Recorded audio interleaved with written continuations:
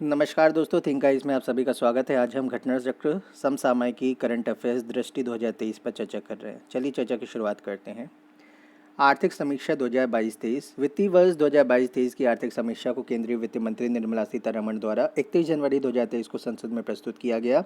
Dollar मानदंड के अनुसार भारत विश्व की 5वीं सबसे बड़ी अर्थव्यवस्था है। आगामी मार्च तक भारत की नॉमिनल जीडीपी 3.5 ट्रिलियन अमेरिकी डॉलर होगी। विश्व भर की एजेंसियों ने वित्त वर्ष 2023 में भारत को सबसे तेज़ी से बढ़ती हुई प्रमुख अर्थव्यवस्था माना है, जिसकी जो ग्रोथ रेट है 6.5 to 7% है अनुमानित। वैश्विक आर्थिक चुनौतियों के कारण सभी देशों में विकास के पूर्वानुमान में गिरावट आई है। तो वृद्धि दर पूर्वानुमान प्रतिशत में विश्व में 2023 में 2.7, विकसित अर्थव्यवस्था 1.1 ग्रोथ रेट है ये। संयुक्त राज्य अमेरिका 1, यूरो क्षेत्र 0.5, यूनाइटेड किंगडम 0.3, जापान 1.6, उभरती बाजार अर्थव्यवस्थाएं 3.7, चाइना 4.4, इंडिया 6.1। केंद्रीय सरकार का पूंजीगत व्यय जीडीपी के 1.7% वित्त वर्ष 2009 से 2020 के दीर्घकालीन औसत से बढ़कर वित्त वर्ष 2022 तो इसमें पीए में जीडीपी का 2.5% हो गया है। प्रत्यक्ष कर सकल कर राजस्व ग्रॉस टैक्स रिवेन्यू का आधे से अधिक है। इसमें प्रत्यक्ष एवं अप्रत्यक्ष कर की हिस्सेदारी प्रतिशत में बताई गई है। सकल कर राजस्व वित्तीय वर्ष तो direct tax 52%, indirect tax 48%, direct में कॉर्पोरेट टैक्स 26% और निजी personal income tax 26%। Indirect tax में सीमा शुल्क तो एक्साइज ड्यूटी इसमें 8% आएगी, उत्पाद शुल्क 12% आएगा, जीएसटी 28%। विगत कुछ वर्षों में संकट के दौरान अर्थव्यवस्था को सहारा देने हेतु काउंटर साइकिल राजकोषीय नीति संबंधी उपायों के महत्व पर बल दिया गया है। वित्तीय वर्ष 2021 के दौरान केंद्र सरकार का कुल व्यय बढ़कर जीडीपी का 17.7% हो गया, जो विगत 5 वर्षों के औसत का 12.8% से अधिक है। भारतीय व्यापार के प्रमुख पहलू कैलेंडर ईयर के अनुसार हैं। हम केवल इसमें 2021 का देखेंगे। विश्व पण्य निर्यात वर्ल्ड मर्केंडाइज एक्सपोर्ट में हिस्सेदारी 1.8 है 2021 में। विश्व वाणिज्यिक सेवाओं के निर्यात वर्ल्ड कॉमर्शियल सर्विसेज एक्सपोर्ट में हिस्सेदारी 4 है परसेंटेज के हिसाब से। फिर विश्व पण्य और सेवा निर्यात world merchandise plus services export में हिस्सेदारी 2.2 है। आयात निष्पादन प्रतिशत में विश्व पण्य आयात वर्ल्ड मर्केंडाइज इंपोर्ट में हिस्सेदारी 2.5 है। विश्व वाणिज्यिक सेवाओं के आयात में हिस्सेदारी 3.5 है।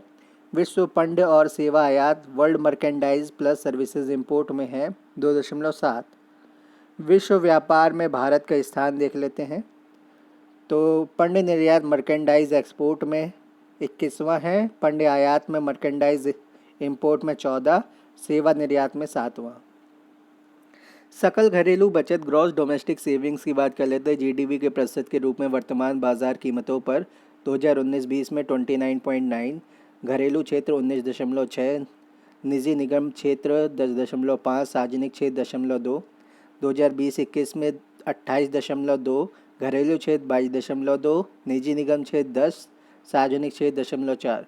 प्रमुख फसलों के शीर्ष 3 उत्पादक राज्य एवं उत्पादन वर्ष 2021-22 फोर्थ एडवांस एस्टीमेट उत्पादन मिलियन टन में। तो चावल है सबसे पहले नंबर पे वेस्ट बंगाल, दूसरे पे उत्तर प्रदेश, तीसरे पे पंजाब। गेहूं में उत्तर प्रदेश पहले पर है, मक्के में कर्नाटक पहले पर है, कुल मोटे अनाज में कर्नाटक पहले नंबर पर है। अरहर तूर में महाराष्ट्र पहले पर है, दालों में मध्य प्रदेश है, चने में महाराष्ट्र है। अरहर में जो उत्तर प्रदेश है वो तीसरे स्थान पर है अरहर तूर में, दालों में मध्य प्रदेश पहले पर है, चने में महाराष्ट्र पहले पर है, कुल खाद्यान्न में उत्तर प्रदेश पहले पर है। मूंगफली में गुजरात पहले पर है, ड्रिप सीड और सरसों में राजस्थान पहले पर है, सोयाबीन में महाराष्ट्र पहले पर है, कुल तिलहन में राजस्थान पहले पर है, गन्ने में उत्तर प्रदेश पहले पर है, कपास में गुजरात पहले पर है, जूट और मक्का में जूट और मेस्ता लिखा है तो मेस्ता पिस्ता दाना होगा, तो इसमें वेस्ट बंगाल पहले पर है। आंकड़े आर्थिक समीक्षा 2022-23 के अंग्रेजी संस्करण से लिए गए हैं। इसमें एट द रेट का मतलब है 170 किलोग्राम की गांठें मिलियन में और डॉलर का मतलब है 180 किलोग्राम की गांठें मिलियन में। तो यहाँ पर एट द रेट आपका कपास में लगा था, जूट और मेस्ता में डॉलर लगा था, ये आप देख लीजिएगा। मुख्य आयातों का हिस्सा देख लेते हैं, प्रतिशत हिस्सा। तो प्रमुख इंपोर्ट कौन से हमारे, तो इसमें मर्केंडाइज समूह में ग्रुप में कौन कौन सा आ रहा है 2022-23 के लिए अप्रैल से सितंबर तक प्रस्तावित जो है। इसमें खाद्य पदार्थ और संबंधित उत्पाद 4.1, ईंधन में कोयला और पेट्रोल, तेल और स्नेहक POL आते हैं। तो कोयला है 8.0, पेट्रोल तेल और स्नेहक हैं POL है 30.3, टोटल ईंधन है 38.3। फिर इसके बाद है उर्वरक फर्टिलाइज़र 2.2, पूंजीगत वस्तुएं 9.2,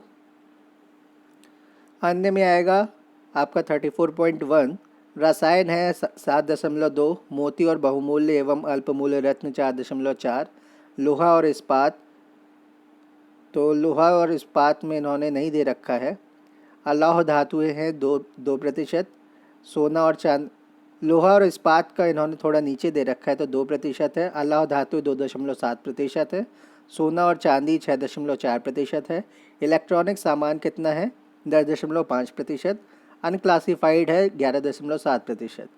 आयात की दृष्टि से 5 देश कौन से हैं, तो प्रतिशत हिस्सेदारी 2021-22 की है। चाइना 15.4%, USA ये 7.3%, संयुक्त अरब अमीरात है UAE 7.3%, USA 7.1%, सऊदी अरब 5.6%, इराक 5.2%। हमें क्या याद रखना है, पहले पे कौन है आयात की दृष्टि से 5 देशों में, पहले पे चाइना, दूसरे पर UAE, तीसरे पर USA, चौथे पर सऊदी अरब, पाँचवें पर इराक।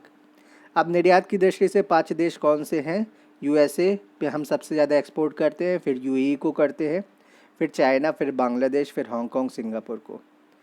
मुख्य निर्यात का हिस्सा देख लेते हैं, प्रतिशत हिस्सा। कृषि और संबद्ध वस्तुओं में 2022-23 का जो अप्रैल से सितंबर का प्रस्तावित है वो 11.6 है। अयस्क और खनिज में 1.5 है।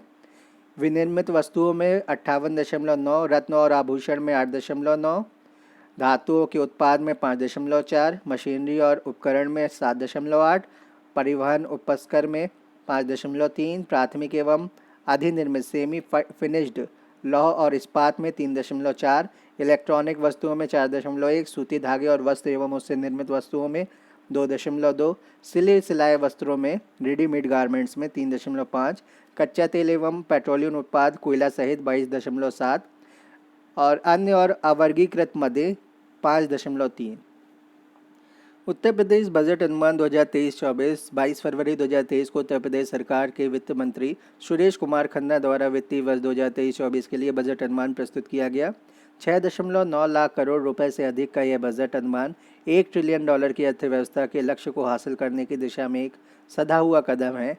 त्वरित और सर्वसमावेशी विकास को समर्पित यह बजट अनुमान ये लगभग 6,90,242.43 करोड़ रुपए है। अब तक का सबसे बड़ा तथा अमृतकाल का पहला बजट अनुमान है जिसके केंद्र में आत्मनिर्भर उत्तर प्रदेश है। बजट में 32,721.96 करोड़ रुपए की नई योजनाएं सम्मिलित की गई हैं।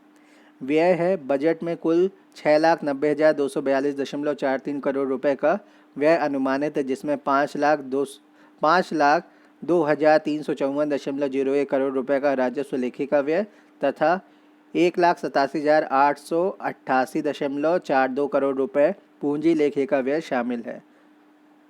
प्राप्तियां देख लेते हैं। 2023-24 में बजट के अनुमान में सरकार द्वारा कुल 6,83,292.74 करोड़ रुपए की प्राप्तियां अनुमानित की गई हैं। इन कुल प्राप्तियों में 5,70,865.66 करोड़ रुपए की राजस्व प्राप्ति और 1,12,427.08 करोड़ रुपए की पूंजीगत प्राप्तियां शामिल हैं। राज्य वस्तु एवं सेवा कर तथा मूल्य संवर्धित कर। राज्य वस्तु एवं सेवा कर और मूल्य संवर्धित कर से राजस्व संग्रह का लक्ष्य ये कितना है, 1,50,000 करोड़ रुपए निर्धारित किया गया है। आबकारी शुल्क की बात कर लेते हैं। आबकारी शुल्क से राजस्व संग्रह का लक्ष्य 58,000 करोड़ रुपए निर्धारित किया गया है। स्टाम्प एवं पंजीकरण से, स्टाम्प और पंजीकरण से कितना है राजस्व संग्रह का लक्ष्य 34,560 करोड़ रुपए।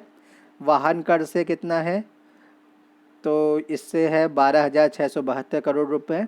समेकित निधि से कितना है? तो समेकित निधि की प्राप्तियों से कुल व्यय घटाने के पश्चात 6,949.69 करोड़ रुपए का घाटा अनुमानित है।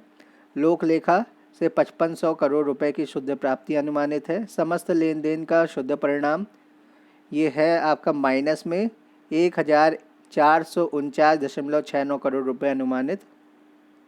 अंतिम शेष प्रारंभिक शेष है 37,407.11 करोड़ रुपए के हिसाब लेते हुए अंतिम शेष है 35,957.42 करोड़ रुपए अनुमानित। फिर है राजकोषीय घाटा, ये है 84,883.16 करोड़ रुपए अनुमानित, जो 2023-24 के लिए अनुमानित सकल राज्य घरेलू उत्पाद का, तो ये क्या है, gross domestic state domestic product जो है आपका स्टेट जीडीपी का 3.48% है 2023-24 के लिए अनुमानित राजकोषीय घाटा। फिर है राजस्व बचत 68,511.65 करोड़ रुपए अनुमानित। बजट घोषणाएं 2023-24, यह जीडीपी का देश की जीडीपी में उत्तर प्रदेश का योगदान 8% है। उत्तर प्रदेश देश का सबसे बड़ा उपभोक्ता और श्रम बाजार है। वर्ष 2021-22 में राज्य के सकल घरेलू उत्पाद में 16.8% की वृद्धि दर्ज की गई है, जो देश की विकास दर से अधिक है। वित्तीय वर्ष 2023-24 के लिए राज्य की जीएसडीपी की वृद्धि दर 19% अनुमानित है।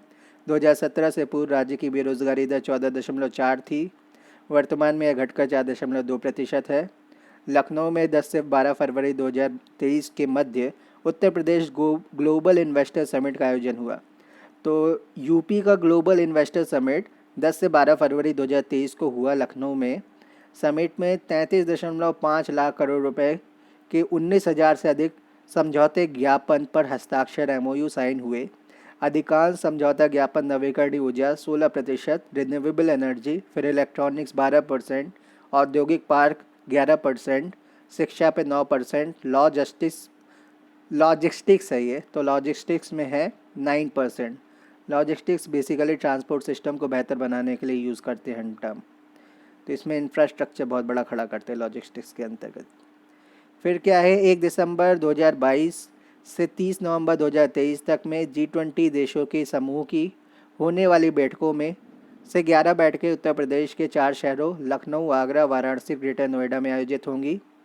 लखनऊ, आगरा, वाराणसी और ग्रेटर नोएडा। प्रधानमंत्री आवास योजना ग्रामीण एवं शहरी के तहत आवास निर्माण, ग्रामीण स्वच्छ शौचालय निर्माण, सूक्ष्म लघु मध्यम उद्योगों की स्थापना, एमएसएमई की स्थापना, स्मार्ट सिटी मिशन के अंतर्गत India smart city award contest में तथा पीएफएमएस पोर्टल द्वारा डीबीटी के माध्यम से लाभार्थियों को धनराशि हस्तांतरित करने में उत्तर प्रदेश देश में प्रथम स्थान पर है। तो उत्तर प्रदेश में सबसे पहले 10 स्मार्ट सिटी घोषित की गई थी, फिर उसके बाद 8 स्मार्ट सिटी और घोषित की गई, तो टोटल 17-18 स्मार्ट सिटी घोषित हैं उत्तर प्रदेश में। इनकी संख्या बढ़ भी सकती है क्योंकि 75 जिले हैं, उन जिलों में बहुत सारी सिटीज़ भी हैं, तो उनको घोषित किया जा सकता है। दुग्ध उत्पादन, गन्ना एवं चीनी उत्पादन तथा एथनॉल की आपूर्ति में उत्तर प्रदेश देश में प्रथम स्थान पर है। स्मार्ट सिटीज़ देख लेते हैं कौन कौन सी घोषित है। तो उत्तर प्रदेश में नोएडा है, गौतम बुद्ध नगर में, नोएडा, ग्रेटर नोएडा, गाज़ियाबाद। फिर उसके बाद है सहारनपुर, बरेली, फिर है बरेली के बाद मुरादाबाद, अलीगढ़, झांसी, लखनऊ, कानपुर, वाराणसी, आगरा, प्रयागराज, अयोध्या, गोरखपुर तथा अन्य हैं कुछ। फिर इसके बाद मथुरा वृंदावन भी है, बरेली हमने इंक्लूड कर लिया, मथुरा वृंदावन भी है, मेरठ भी है। चलिए आगे बढ़ते हैं। शाहजहाँपुर भी है और फिरोज़ाबाद भी है। ये कुछ स्मार्ट सिटीज़ हो गई जो आपको ध्यान में रखनी है। कितनी है? लगभग 16 से 18 स्मार्ट सिटीज़ हैं उत्तर प्रदेश में जो डेवलप की जाएंगी।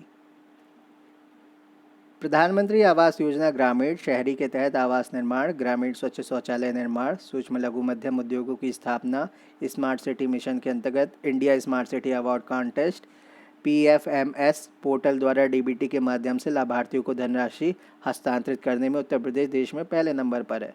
दूध उत्पादन, गन्ना, चीनी उत्पादन, एथेनॉल की आपूर्ति में उत्तर प्रदेश देश में पहले पर है। फिर कृषि निवेशों पर किसानों को दे अनुदान में डीबीटी के माध्यम से भुगतान करने वाला देश में उत्तर प्रदेश पहला राज्य बना है। अटल पेंशन योजना के तहत पंजीकरण करने में उत्तर प्रदेश का देश में पहला स्थान है। किसान की बात कर लेते तो ऊपर हमने क्या देखा था, कृषि निवेशों पर किसान को दे अनुदान डीबीटी के माध्यम से, पीएम किसान जैसे चलता है, उसमें उत्तर प्रदेश पहले नंबर पर है। और अटल पेंशन योजना में भी जो रजिस्ट्रेशन होते हैं उसमें भी उत्तर प्रदेश पहले नंबर पर है देश में। किसान में गन्ना उत्पादकता कितना है, 1,08,75 टन प्रति हेक्टेयर की वृद्धि से किसानों की आय में औसत 349 रुपये प्रति कुंटल की दर से 34,656 रुपये प्रति हेक्टेयर की वृद्धि हुई है। रबी विपणन वर्ष में गेहूं में एमएसपी 2015 रुपये प्रति कुंटल निर्धारित है। महिला एवं बाल विकास में अक्टूबर 2022 तक 95% बच्चों का टीकाकरण इम्यूनाइजेशन, महिलाओं की अधिक से अधिक भागीदारी सुनिश्चित करने हेतु 3 महिला पीएसी, तो ये बटालियन का गठन किया गया, पुलिस की बटालियन होती है पीएसी। फिर है मुख्यमंत्री कन्या सुमंगला योजना के तहत प्रति लाभार्थी को 15,000 रुपये, वित्तीय वर्ष 2023-24 हेतु 1,050 करोड़ रुपये आवंटित। रोजगार मनरेगा के तहत वित्तीय वर्ष 2022-23 में 26.29 लाख मानव दिवस रजित कर देश में प्रथम स्थान उत्तर प्रदेश का। राष्ट्रीय ग्रामीण आजीविका मिशन के तहत 1.07 लाख स्वयं सहायता समूह, सेल्फ हेल्प ग्रुप समूह का गठन। चिकित्सा शिक्षा में प्रत्येक जिले में एक मेडिकल कॉलेज की स्थापना का लक्ष्य। एक जनपद एक मेडिकल कॉलेज की योजना के तहत SGPGI लखनऊ में इमरजेंसी मेडिसिन एवं रीनल ट्रांसप्लांट केंद्र की स्थापना तथा लीवर ट्रांसप्लांट सेंटर व एडवांस डायबिटिक सेंटर की स्थापना। राजकीय मेडिकल कॉलेज मेरठ प्रयागराज एवं KGMU लखनऊ में डायबिटिक रेटिनोपैथी स्थापित। अवस्थापना एवं औद्योगिक विकास, देश में व्यवसाय सुगमता रैंकिंग में 12 स्थानों का सुधार करते हुए उत्तर प्रदेश देश में द्वितीय स्थान पर तथा राज्यों की अचीवर श्रेणी में शामिल। नागरिक उड्डयन में प्रदेश में 3 अंतर्राष्ट्रीय एयरपोर्ट क्रियाशील, जेवर तथा अयोध्या में अंतर्राष्ट्रीय एयरपोर्ट निर्माणाधीन। वर्तमान में प्रदेश में 9 एयरपोर्ट क्रियाशील, 80 गंतव्य स्थानों हेतु एयर सर्विस उपलब्ध।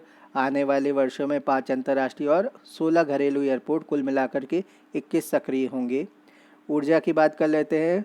पारेषण तंत्र की क्षमता 2016-17 में 16,348 मेगावाट, 2021-22 में 28,000 मेगावाट, 2022-23 में 30,806 मेगावाट का लक्ष्य।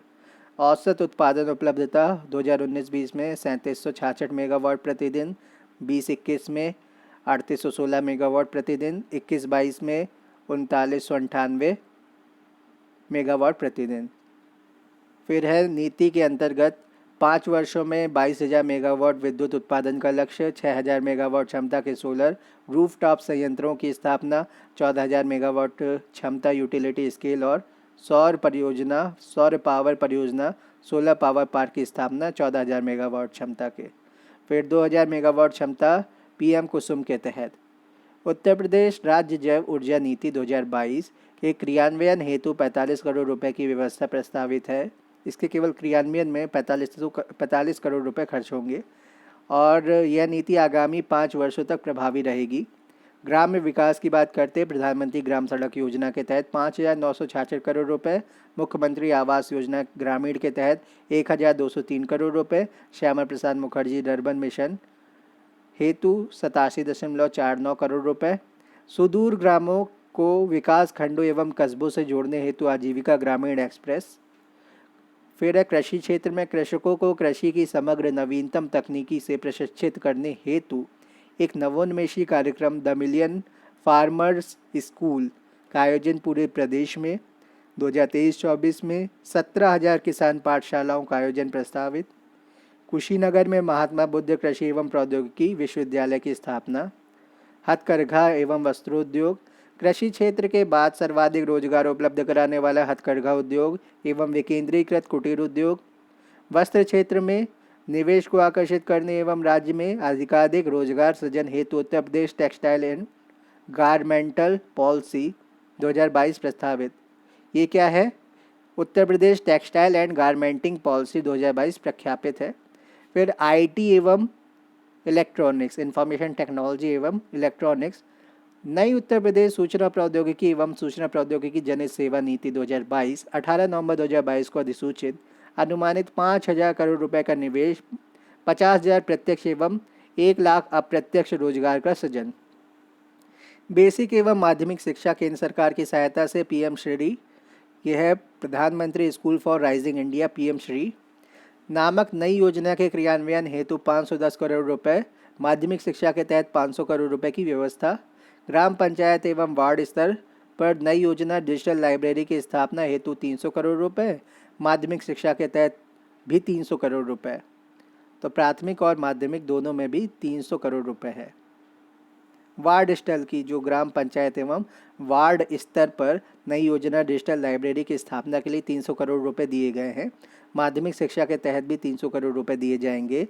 राजकीय माध्यमिक विद्यालयों में प्रोजेक्ट अलंकार के तहत 500 करोड़ रुपए प्रस्तावित है। प्रोजेक्ट अलंकार में भी 500 करोड़ है, डिजिटल लाइब्रेरी में भी 300 करोड़ है, माध्यमिक शिक्षा के तहत भी 300 करोड़ है और पीएम श्री के तहत कितने हैं, 510 करोड़ रुपए है इस योजना के लिए। और उसके अंतर्गत जो माध्यमिक शिक्षा के तहत है 500 करोड़ रुपए देने की व्यवस्था है। उच्च शिक्षा की बात करते हैं, वर्तमान में प्रदेश में 19 राज्य विश्वविद्यालय हैं। स्टेट यूनिवर्सिटी 19 है, एक ओपन यूनिवर्सिटी है मुक्त विश्वविद्यालय, एक डीम्ड विश्वविद्यालय है और 30 निजी विश्वविद्यालय हैं। नेक रैंकिंग में लखनऊ और गोरखपुर विश्वविद्यालय को A++ श्रेणी, KGMU को इसमें रैंकिंग है A+ श्रेणी में। नैक रैंकिंग, नेट होगा यहाँ पे, नैक देख लेते हैं जो भी है। मदन मोहन मालवीय तकनीकी विश्वविद्यालय गोरखपुर को A श्रेणी प्राप्त हुई है। उत्तर प्रदेश मध्यकालिक राजकोषीय पुनः संरचना नीति 2023 में वर्ष 2022-23 के बजट अनुमान एवं संशोधित अनुमान, वर्ष 2023-24 के बजट अनुमान और अगले 3 वर्षों अर्थात 2024-25, 25-26 और 26-27 के पूर्वानुमान निम्नवत नीचे दिए गए हैं। इसको हम बाद में देखेंगे, पहले इसको पूरा कर लेते हैं। तो हम उच्च शिक्षा में देख रहे थे कि नेक रैंकिंग में, नेट रैंकिंग कहें या नेक रैंकिंग कहें, इसमें लखनऊ गोरखपुर विश्वविद्यालय को A++ दिया गया है, KGMU को A+ दिया गया है, मदन मोहन मालवीय तकनीकी विश्वविद्यालय गोरखपुर को A दिया है। फिर देश में पहली बार किसी कृषि विश्वविद्यालय, कानपुर कृषि विश्वविद्यालय, चंद्रशेखर आज़ाद एग्रीकल्चर यूनिवर्सिटी को नेक रैंकिंग प्रदान की गई है। निजी विश्वविद्यालयों में अमेठी विश्वविद्यालय को A श्रेणी तथा शारदा गलगोटिया और JLA विश्वविद्यालय को A+ श्रेणी में रखा गया है। विंध्याचल धाम में माँ विंध्यावासिनी राज्य विश्वविद्यालय की स्थापना, देवी पाटन मंडल में माँ पाटेश्वरी देवी राज्य विश्वविद्यालय की स्थापना, मुरादाबाद मंडल में राज्य विश्वविद्यालय की स्थापना। तो ये प्रत्येक हेतु 50 करोड़ रुपए की व्यवस्था की गई है। तो माँ विंध्यावासिनी राज्य विश्वविद्यालय विंध्याचल धाम में होगा। फिर देवी पाटन मंडल में माँ पाटेश्वरी देवी राज्य विश्वविद्यालय होगा। मुरादाबाद मंडल में राज्य विश्वविद्यालय मुरादाबाद के नाम से होगा। तो ये प्रत्येक जितने भी विश्वविद्यालय हर एक के लिए 50-50 करोड़ रुपए की व्यवस्था है। वर्तमान में उत्तर प्रदेश में वनावरण एवं वृक्षावरण प्रदेश के भौगोलिक क्षेत्र का 9.23% है। 2030 तक वनावरण एवं वृक्षावरण 15% तक किए जाने का लक्ष्य है। 2022-23 में राजकोषीय घाटा की प्रवृत्ति एवं उसका अपघटन तथा सकल राज्य घरेलू उत्पाद तो स्टेट GDP के साथ अनुपात क्या है, ऐसा निम्न है। हम रुपए को करोड़ में ये सारी डेटा को देख रहे हैं, करोड़ रुपए में। तो सबसे पहले हम बात करते हैं 2022-23 के बजट अनुमान की। राजस्व बचत है 43,123.65, 2.11। ये जो चीज़ देख रहे हैं डेटा, ये है करोड़ रुपए में। राजकोषीय घाटा है 81,177.98, 3.96। ये राज्य GDP का होगा, ये भी हम करोड़ रुपए में देख रहे हैं। सकल राज्य घरेलू उत्पाद ये है कितना, ये हो गया 20,48,324। फिर 2022-23 में पुनरीक्षित अनुमान 53,907.26 2.63 जीडीपी का स्टेट जीडीपी का राजस्व बचत।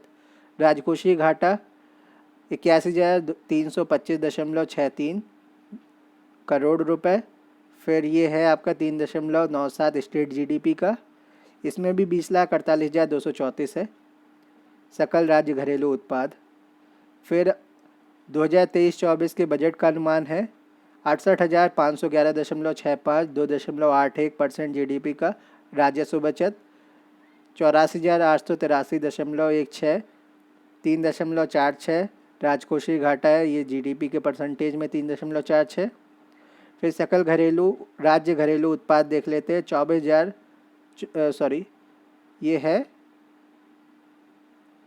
24 लाख 24,39,171 24,39,171। कोष्ठक में दिए गए आंकड़े उसी वर्ष के जीडीपी के प्रतिशत के रूप में हैं।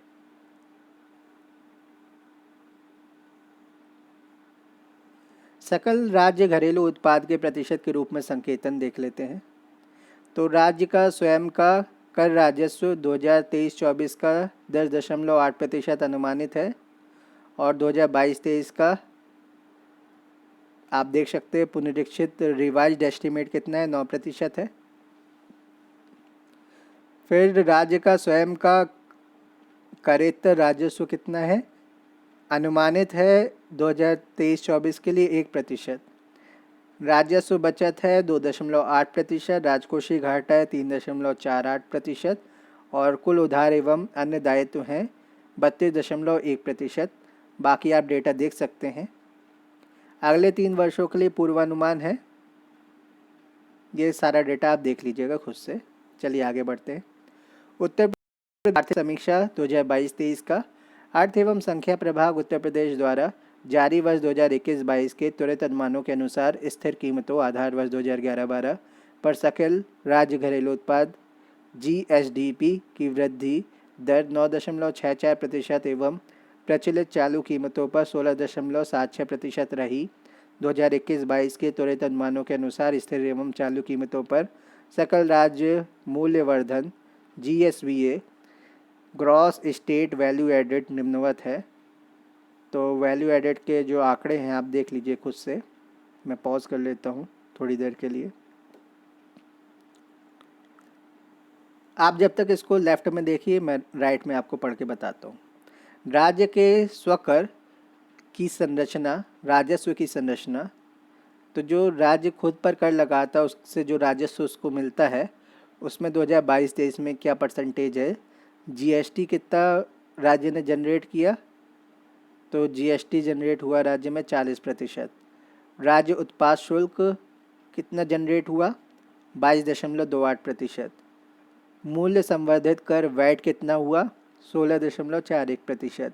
स्टाम्प तथा रजिस्ट्रेशन शुल्क कितना हुआ, 13.46%। विद्युत कर कितना हुआ, 2.51%। और वाहन भू राजस्व कितना हुआ, 0.41%। वाहन कर हुआ 4.93%। अब आगे बढ़ते हैं। स्थायी कीमतों पर सकल राज्य मूल्यवर्धन जीएसवीए वर्ष 2011-12 तथा 2021-22 त्वरित अनुमान के बीच 5.12% की चक्रवृद्धि वार्षिक वृद्धि दर CAGR से बढ़ा है, जबकि प्रचलित कीमतों पर उक्त अवधि में 9.74% CAGR से बढ़ा है। 2021-22 के त्वरित अनुमानों के अनुसार स्थिर 2011-12 कीमतों पर प्राथमिक, द्वितीयक और तृतीयक क्षेत्रों की वृद्धि दर primary sector 14.59%, secondary sector 10.32%, tertiary sector 6.53% एवं प्रचलित कीमों पर जो प्रचलित कीमतें हैं उन पर primary sector 16.16%, secondary sector 14.90%, tertiary sector 14.02% ये वृद्धि रही है। स्थिर कीमत पर भी देख लिया हमने और प्रचलित कीमत गतिमान कीमतों पर भी देख लिया। 2020-21 में प्रचलित कीमतों पर प्राथमिक क्षेत्र का योगदान कुल जीएसडीपी में 28.11% था, जो 2021-22 में बढ़कर 28.44% हो गया। द्वितीय क्षेत्र का योगदान 2020-21 में 24.6% था, जो 21-22 में 24.61% हो गया। 21-22 के त्वरित अनुमान के अनुसार स्थायी कीमतों पर GSVA में प्राथमिक, द्वितीयक और तृतीयक खंड का योगदान, तो प्राइमरी है 25.33, सेकेंडरी है 26.74, टर्शरी है 47.92। ये प्रतिशत पर अनुमान है। प्रचलित कीमतों पर GVA, जिसको हम GSVA कहते हैं, तो ये प्राइमरी में है 28.44, सेकेंडरी में 24.61, टर्शरी में 46.95% है। 2021-22 के त्वरित अनुमान के अनुसार प्रदेश की निवल राज्य घरेलू उत्पाद के संदर्भ में प्रचलित कीमतों पर प्रति व्यक्ति आय 11-12 में 32,002 रुपये से बढ़कर 20-21 में 11-12 में कितना था, 32,002 रुपये, उससे बढ़कर 20-21 में और 21-22 में, तो 20-21 में 61,374 रुपये, 21-22 कह सकते हैं हम, 70,792 रुपये हो गई है। तो 20-21 में कितनी, 61,374 रुपये, और 21-22 में 70,792 रुपये। स्थिर कीमतों पर प्रति व्यक्ति आय 2011-12 में 32,200 रुपये से बढ़कर 21-22 में 42,525 रुपये हो गई है। राजकोषीय घाटे की राशि में ब्याज अदायगियों का कुल व्यय भार घटाने से जो राशि निकलती है वह प्राथमिक घाटा दर्शाती है। राज्य का प्राथमिक घाटा 2022-23 में लगभग 1.72% के स्तर पर रहने का अनुमान है। स्टैंड अप इंडिया योजना में उत्तर प्रदेश देश में पहले स्थान पर है। प्रधानमंत्री जन धन योजना में सर्वाधिक 17.46% खाते खोलते हुए देश में उत्तर प्रदेश पहले पर है, शायद ऐसे ही कहा गया इसमें। बाकी उत्तर प्रदेश भौगोलिक विस्तार की दृष्टि से देश में चौथा सबसे बड़ा राज्य है, जिसका क्षेत्रफल 2,40,928 वर्ग किलोमीटर है।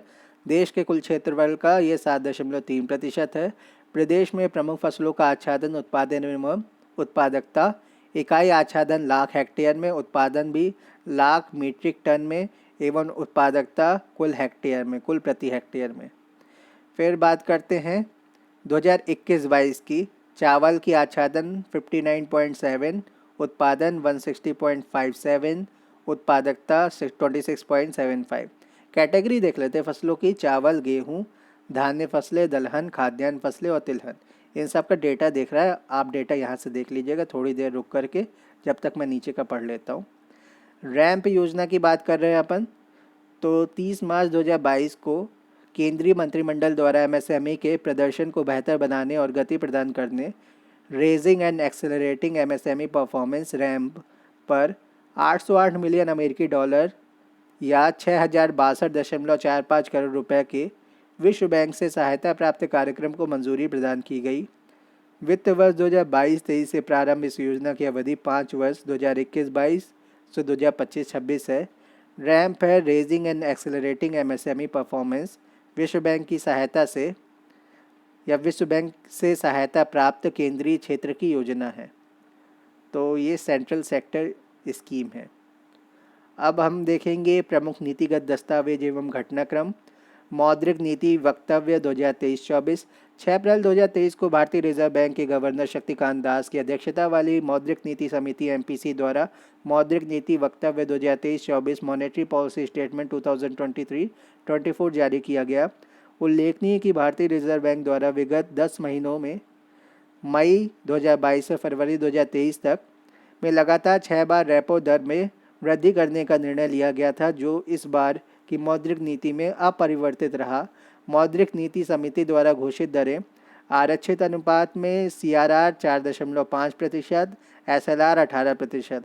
उधार जमा दरों में आधार दर तो बेस रेट कितनी है 8.75 से 10.1%। बचत जमा दर ये है 2.7% से 3%। फिर नीतिगत दरें देख लेते हैं। रेपो रेट कितनी है 6.5%। HDFR स्थायी जमा सुविधा दर है 6.25%। प्रत्यावर्तनीय रिवर्स रेपो रेट है FRRR ये है आपकी 3.35%। बैंक रेट है आपकी 6.75%। MSF रेट है, मार्जिनल स्टैंडिंग फैसिलिटी है आपकी 6.75%। 8 अप्रैल 2022 से लागू स्थायी जमा सुविधा दर SDFR, जिसने प्रत्यावर्तनी रिवर्स रेपो रेट FRRR का स्थान लिया है, नीतिगत रेपो दर से 25 आधार अंक कम रहेगी।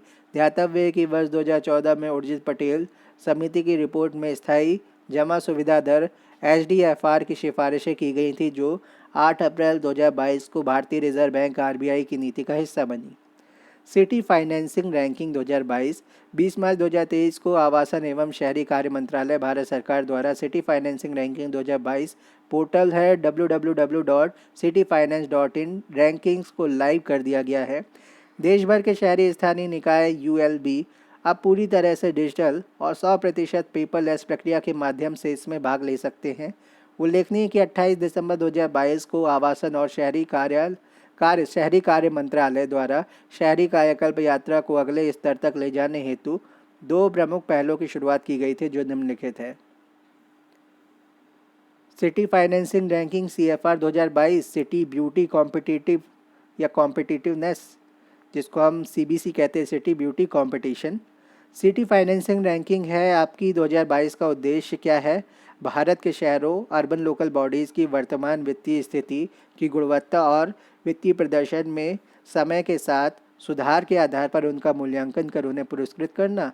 CFR सिटी फाइनेंसिंग रैंकिंग 2022 में भाग लेने वाले अर्बन लोकल बॉडीज़ का मूल्यांकन निम्नलिखित 3 मानदंडों में 15 संकेतकों के आधार पर किया जाएगा। संसाधन जुटाना, जिसको हम कहते हैं रिसोर्स मोबिलाइजेशन, व्यय प्रदर्शन एक्सपेंडिचर परफॉर्मेंस, राजकोषीय शासन फिस्कल गवर्नेंस।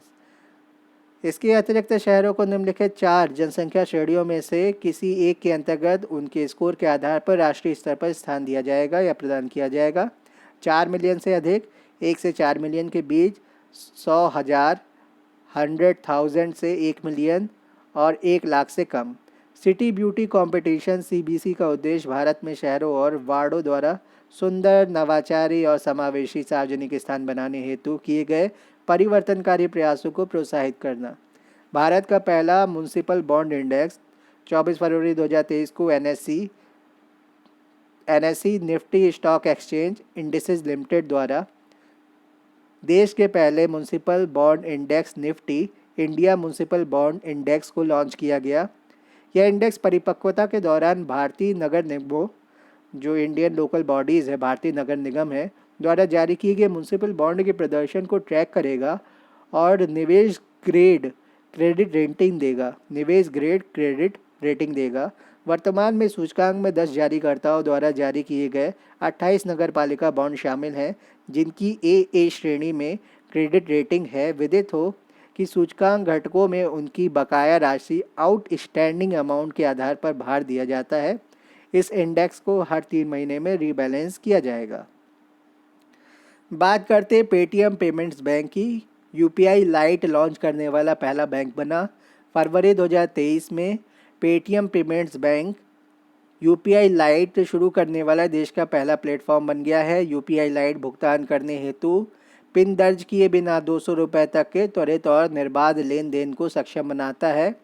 UPI लाइट भारतीय राष्ट्रीय भुगतान निगम national payments corporation of India NPCI द्वारा समर्थित भुगतान सुविधा है, जिसे भारतीय रिजर्व बैंक द्वारा सितंबर 2022 में लॉन्च किया गया था।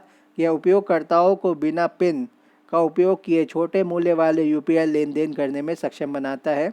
इसके अलावा उपयोगकर्ता बिना किसी शुल्क के UPI बैलेंस को कभी भी अपने बैंक में वापस स्थानांतरित कर सकते हैं।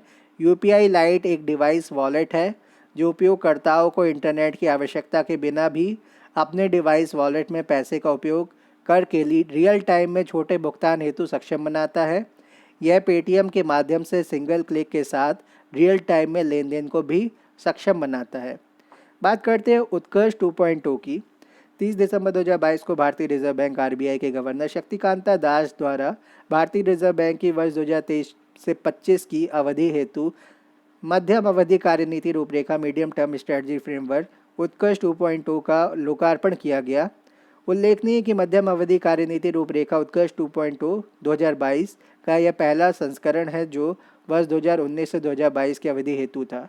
2.0 नहीं था, ये 1.0 था। 2022 वाला पहला संस्करण था ना। दूसरा वाला कौन सा होगा? 2.0 होगा। तो उल्लेखनीय कि मध्यम अवधि कार्यनीति रूपरेखा उत्कर्ष 2022 का पहला संस्करण जो वर्ष 2019 से 2022 की अवधि हेतु था, का लोकार्पण 2019 में किया गया था। उत्कर्ष 2.0 का उद्देश्य जनता का बैंक में विश्वास एवं बैंक की विश्वसनीयता को संवर्धित करना है। 2023 से 25 की समयावधि हेतु उत्कर्ष 2.0 में उत्कर्ष 2022 के मूल्य उद्देश्यों, मूल्यों एवं मिशन सहित 6 विजन विवरणों को शामिल करते हुए उनकी विशिष्टताओं का भी प्रयोग किया गया है। उत्कर्ष का मिशन है निम्नलिखित को प्रोत्साहित करना। मूल्य एवं वित्तीय स्थिरता के संदर्भ में भारतीय नागरिकों का आर्थिक एवं वित्तीय कल्याण।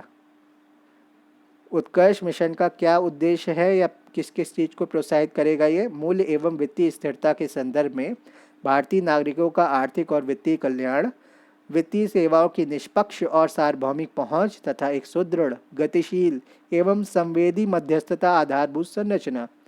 उत्कर्ष का मूल उद्देश्य है विकास के ध्येय को ध्यान में रखते हुए मौद्रिक व वित्तीय स्थिरता को बढ़ावा देना तथा प्रभावी व समावेशी वित्तीय प्रणाली का विकास सुनिश्चित करना। अब हम बात कर देंगे किस चीज़ की? इंडिया स्किल्स रिपोर्ट की 2023 की। दिसंबर 2022 में road map to India skill and talent economy 2030 theme से India skills report 2023, India skills report 2023 जारी की गई। थीम क्या थी? Road map to India's skill and talent economy 2030। इस रिपोर्ट का 10वां संस्करण था ये। रिपोर्ट के अनुसार समग्र नियोजनीयता, ओवरऑल एम्प्लॉयबिलिटी में वृद्धि दर्ज की गई। 2022 के 46.2% से बढ़कर 2023 में 50.83% के स्तर पर यह पहुंच गई है। रिपोर्ट के अनुसार नियोजनीयता, प्रतिभा, एम्प्लॉयबल टैलेंट के संदर्भ में बीकॉम शीर्ष पर है, एमबीए दूसरे पर है, बी फार्मा तीसरे पर है। 2023 में सर्वाधिक नियोजन गतिविधि हायरिंग एक्टिविटी की संभावना वाले 3 राज्य क्रमशः है महाराष्ट्र, कर्नाटक और दिल्ली एनसीआर। उच्चतम नियोजनीयता हाईएस्ट एम्प्लॉयबिलिटी वाले टॉप 5 राज्य और केंद्र शासित प्रदेश है यूपी, महाराष्ट्र, दिल्ली, आंध्र प्रदेश, राजस्थान। उच्चतम नियोजनीयता वाले टॉप 5 शहर है मुंबई, लखनऊ, मंगलुरु, नई दिल्ली और पुणे। वर्ष 2023 की रिपोर्ट के अनुसार कार्य सहभागिता में 67% योगदान पुरुषों का, 33% योगदान महिलाओं का रहा। रोजगार योग्य महिलाओं की सर्वाधिक प्रतिशतता राजस्थान में 53.56% में दर्ज है। इसके बाद दूसरे स्तर पर या दूसरे स्थान पर उत्तर प्रदेश है 46.51%। पुरुषों की रोजगार योग्य प्रतिभा की उच्चतम सांद्रता हाईएस्ट कंसंट्रेशन गाजियाबाद 75% में है, जबकि महिलाओं में रोजगार योग्य प्रतिभा की सर्वाधिक संख्या तिरुपति में दर्ज है। तिरुपति बालाजी आंध्र प्रदेश में, शायद वही तिरुपति है ये। 2023 में पुरुष एवं महिला उम्मीदवार हेतु मंगलुरु शहर सबसे पसंदीदा, सबसे अच्छा शहर बना हुआ है। 2023 की रिपोर्ट के मुताबिक महिलाओं में नियोजनीयता एम्प्लॉयबिलिटी पुरुषों की तुलना में अधिक रही है।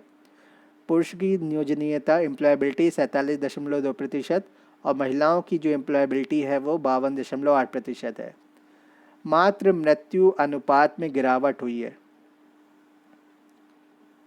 30 नवंबर 2022 को केंद्रीय स्वास्थ्य एवं परिवार कल्याण मंत्रालय भारत सरकार द्वारा जारी आंकड़ों के अनुसार देश में मातृ मृत्यु अनुपात मैटरनल मॉर्टेलिटी रेशियो एमएमआर में उल्लेखनीय गिरावट दर्ज की गई। 2014 से 16 के 130 प्रति लाख जीवित जन्म की तुलना में घटकर 2018 से 20 में 97 लाख जीवित जन्म हो गया है। सतत विकास लक्ष्य एसडीजी हासिल करने वाले राज्यों की संख्या में उत्कृष्ट प्रगति हुई है। यह पूर्व 6 राज्यों की तुलना में बढ़कर 8 राज्य, केरल 19, महाराष्ट्र 33, तेलंगाना 43, आंध्र प्रदेश 45, तमिलनाडु 54, झारखंड 56, गुजरात 57, कर्नाटक 69 हो गए हैं। मातृ मृत्यु अनुपात और मातृ मृत्यु दर के आंकड़े 2018 से 20 के बीच में भारत और उसके राज्य। मातृ मृत्यु अनुपात, मातृ मृत्यु दर तो रेशियो है, फिर रेट है, तो एमएमआर दोनों में ही लगता है। तो रेशियो देख लेते हैं। भारत का रेशियो 97 था, भारत की जो रेट है वो 6 है परसेंटेज में। फिर असम में 195 अनुपात है और रेट है 12.1। बिहार में 118 अनुपात है, 11.2 रेट है।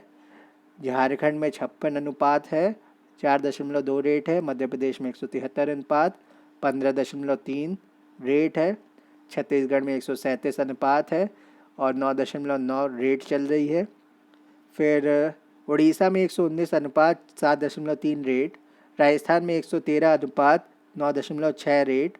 उत्तर प्रदेश में मातृ मृत्यु अनुपात है 167। मातृ मृत्यु दर है 14.3। उत्तराखंड में 103 अनुपात है और 6.3 रेट है।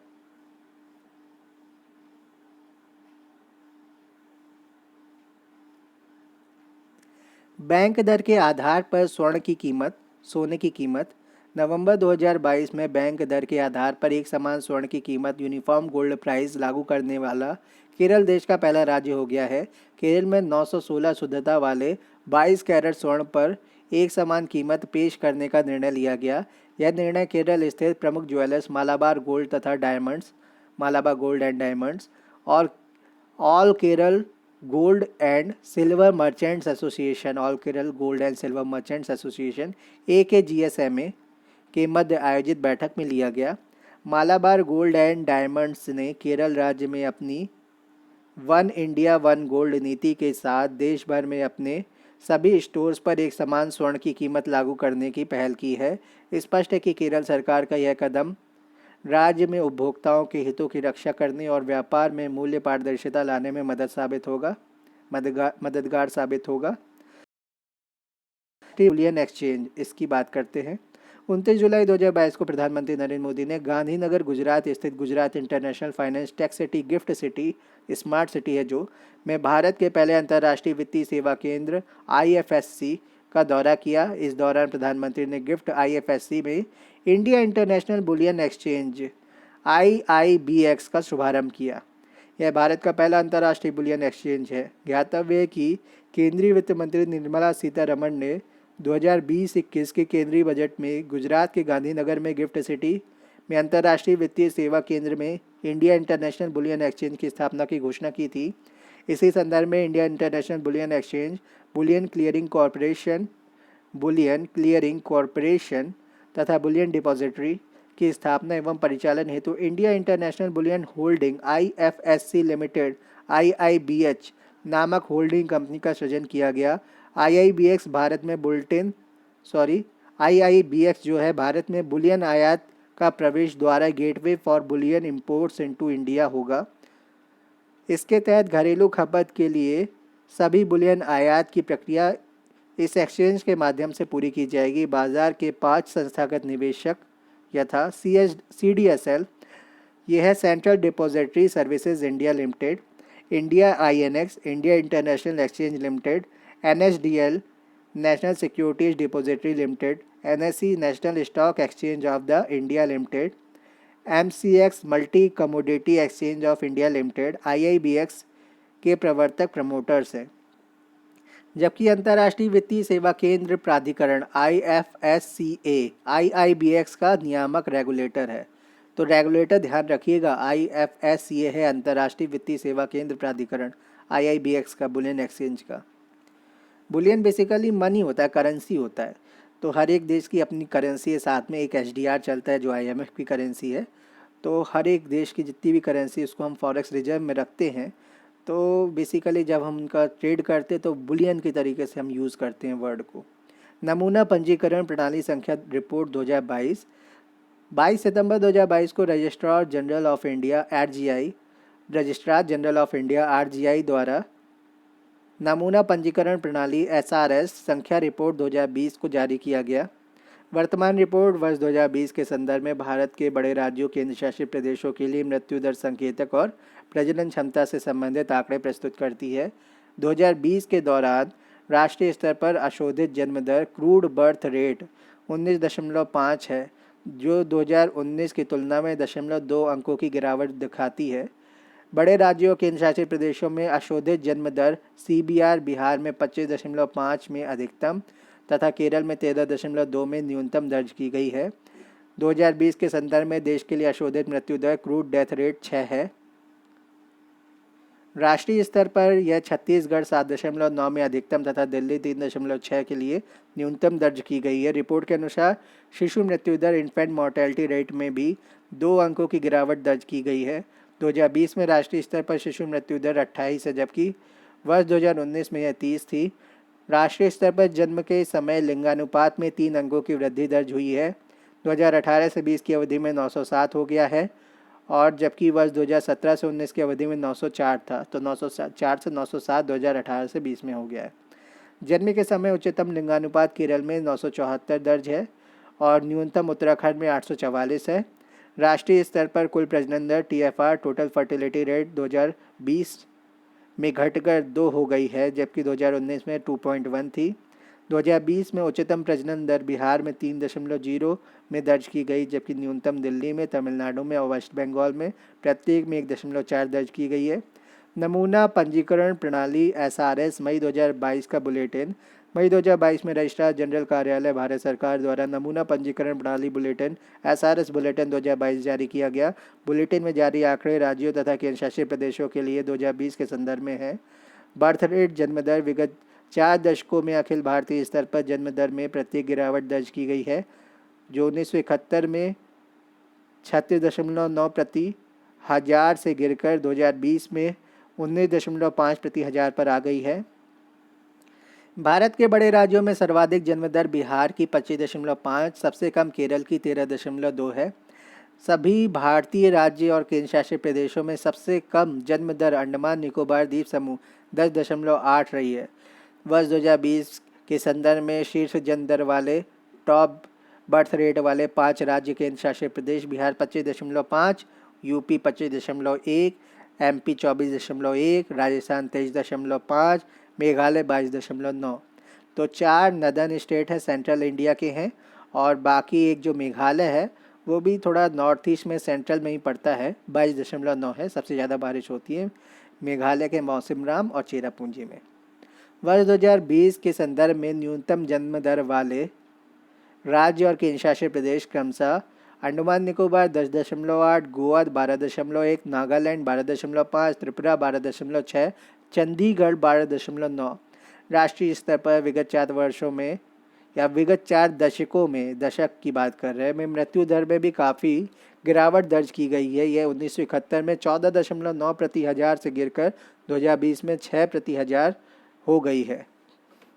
बड़े एवं छोटे राज्यों तथा केंद्रशासित प्रदेशों की तुलना करने पर मृत्यु दर सबसे कम दिल्ली में है 3.6 प्रति हजार, और सबसे अधिक छत्तीसगढ़ में 7.9 प्रति हजार।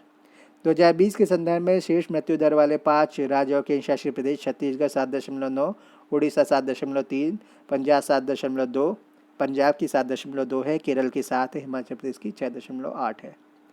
राष्ट्रीय परिवार स्वास्थ्य सर्वेक्षण 5, ये बहुत इंपॉर्टेंट है, इसको ध्यान से पढ़िएगा। 5 मई 2022 को केंद्रीय स्वास्थ्य एवं परिवार कल्याण मंत्री डॉक्टर मनसुख मांडविया ने राष्ट्रीय परिवार स्वास्थ्य सर्वेक्षण NFHS 5 के 5वें दौर की रिपोर्ट जारी की। ध्यातव्य की राष्ट्रीय परिवार स्वास्थ्य सर्वेक्षण ये जो वर्ष 1991 में लॉन्च किया गया था, तो ये जो NFHS है ये 5वें नंबर का है, और जो पहले नंबर का था NFHS 1991 में लॉन्च हुआ था, जबकि NFHS 5 में आंकड़े वर्ष 2019-20 के संदर्भ में जारी किए गए हैं। इस रिपोर्ट में जनसंख्या, स्वास्थ्य और परिवार कल्याण एवं अन्य संबंधित क्षेत्र जैसे कि जनसंख्या की विशेषताएं, प्रजनन क्षमता फर्टिलिटी रेट, परिवार नियोजन, शिशु और बाल मृत्यु दर, इन्फेंट मोर्टेलिटी रेट और चाइल्ड मोर्टेलिटी रेट, मातृ एवं शिशु स्वास्थ्य, पोषण तथा एनीमिया, रुग्णता यानी बीमारी तथा स्वास्थ्य देखभाल, महिला सशक्तिकरण आदि प्रमुख क्षेत्रों पर विस्तृत जानकारी शामिल है। NFHS 5 के प्रमुख निष्कर्ष: भारत ने जनसंख्या नियंत्रण के उपायों से उल्लेखनीय प्रगति की है। राष्ट्रीय स्तर पर कुल प्रजनन दर TFR टोटल फर्टिलिटी रेट प्रति महिला बच्चों की औसत संख्या NFHS 4 और NFHS 5 के मध्य 2.2 से घटकर 2 हो गई है। तो अभी हाल में 2 हो गई है ये। भारत के सिर्फ 5 राज्यों में प्रजनन क्षमता की प्रतिस्थापन दर रिप्लेसमेंट लेवल ऑफ फर्टिलिटी 2.1 से अधिक है। 5 राज्यों की बात कर रही है। तो केवल 5 राज्य जो हैं, ये 5 राज्य बिहार 2.98, मेघालय 2.91, यूपी 2.35, झारखंड 2.26, मणिपुर 2.17। तो ये हम कब का डेटा बता रहे हैं? तो ये डेटा है 19-20 का, 2019-20 का। अब ये और कम हो गई है, तो यूपी में 2.0 के आसपास आ गई है, 1.9, 2.0 ऐसे आ गई यूपी के अंदर। ऐसी बाकी राज्यों में भी गिरी है। समग्र गर्भनिरोधक प्रसार दर CPR overall contraceptive prevalence rate देश में 54% से बढ़कर 67% हो गई है। देश में संस्थागत जन्म 79% से बढ़कर 89% हो गया है। ग्रामीण क्षेत्रों में यह लगभग 87% है, जबकि शहरी क्षेत्रों में 94% है। संस्थागत जन्म में सर्वाधिक वृद्धि 27% अरुणाचल प्रदेश में हुई है। इसके बाद असम, बिहार, मेघालय, छत्तीसगढ़, नागालैंड, मणिपुर, उत्तर प्रदेश, वेस्ट बंगाल में 10% से अधिक वृद्धि हुई है। तो बाकी ये आंकड़े आप देख लीजिएगा। NFHS के उत्तर प्रदेश के प्रमुख निष्कर्ष हैं ये। शहरी, ग्रामीण और कुल NFHS 4 से तुलना भी की गई 2015-16 के। तो ये है, इसमें देख लेते हैं कौन कौन से इंडिकेटर हैं। कुल आबादी में लिंगानुपात पहले नंबर पर, दूसरे पर है बेहतर सुरक्षा सुविधा का उपयोग करने वाली आबादी, तीसरा है स्वच्छ ईंधन खाना बनाने हेतु का उपयोग करने वाले परिवार, चौथा है 15 से 49 वर्ष की आयु की साक्षर महिलाएं, पांचवा है कुल प्रजनन दर प्रति महिला बच्चे, छठा है IMR बाल मृत्यु दर इन्फेंट मोर्टेलिटी रेट, सातवां है 5 वर्ष से कम आयु बच्चों में ठिगनापन स्टंटिंग देखेंगे हम, आठवां है 5 वर्ष से कम आयु के बच्चों में दुबलापन वेस्टिंग देखेंगे, और नौवां है 5 वर्ष से कम आयु के बच्चों में कम वजन अंडर वेट देखेंगे, अंडर नरिश चाइल्ड कितने हैं, और 10वां है 5 वर्ष से कम आयु के बच्चों में अधिक वजन ओवरवेट देखेंगे। रिजर्व बैंक इनोवेशन हब 24 मार्च 2022 को भारतीय रिजर्व बैंक RBI के गवर्नर शक्तिकांता दास द्वारा बंगलुरु में reserve bank innovation hub RBIH का उद्घाटन किया गया, बंगलुरु में किया गया। यह इनोवेशन हब भारतीय रिजर्व बैंक की पूर्ण स्वामित्व वाली सहायक यानी सब्सिडरी कंपनी है, जिसकी स्थापना कंपनी अधिनियम 2013 की धारा 8 के तहत की गई है। भारतीय रिजर्व बैंक द्वारा इस हब की स्थापना 100 करोड़ रुपए की प्रारंभिक पूंजी के साथ संस्थागत व्यवसाय के माध्यम से स्थायी रूप से वित्तीय नवोन्मेष को प्रोत्साहित तथा पोषित करने हेतु की गई है। इस हब का संचालन एक स्वतंत्र बोर्ड के माध्यम से किया जाएगा, जिसके पहले अध्यक्ष के रूप में सेनापति क्रिस गोपाल कृष्णन को नियुक्त किया गया है। चलिए चर्चा को यहीं पर समाप्त करेंगे। इसके बाद हम क्या देखेंगे, कृषि एवं संबद्ध क्षेत्र। इसको स्क्रॉल करके देख लेते कितना बड़ा है ये। इसके बाद उद्योग क्षेत्र आता है, फिर इसके बाद अंतर्राष्ट्रीय जो आर्थिक घटनाक्रम है वो आएंगे, फिर आएगा वैश्विक सूचकांक। तो ये जो आर्थिक घटनाक्रम है ये करीब यहाँ तक ख़त्म हो जाएगा। तो 6-7 पेज और है जो हमें आर्थिकी के अंतर्गत पढ़ने हैं। चलिए चर्चा को यहीं पे समाप्त करते हैं। धन्यवाद।